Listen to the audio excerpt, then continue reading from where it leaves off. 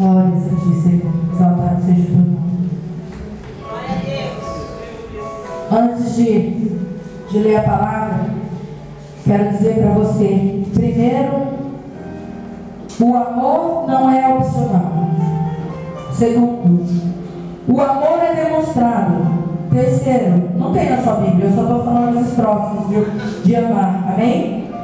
O amor não é opcional, você tem que amar. O amor é demonstrado.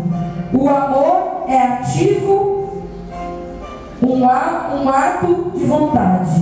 Você tem que ter vontade de amar. E o amor é responsivo. Amém? Vamos ler a palavra agora.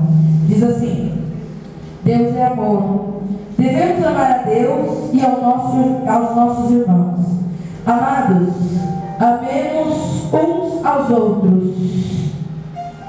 Espera um pouquinho aí, deixa eu colocar minha leite. Amado, não achou? Glória a Deus. Amor? Achou, Kelly? Achou?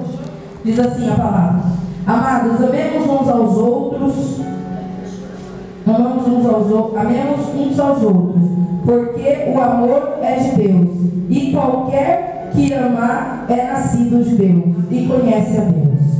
Aquele que não ama não conhece a Deus, porque Deus é amor.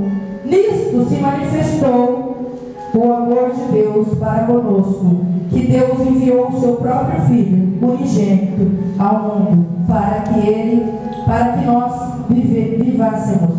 Nisso está o amor.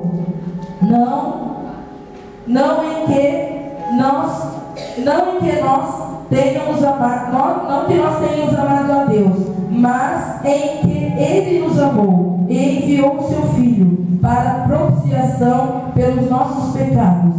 Amados, se Deus assim nos amou, também nós devemos amar uns aos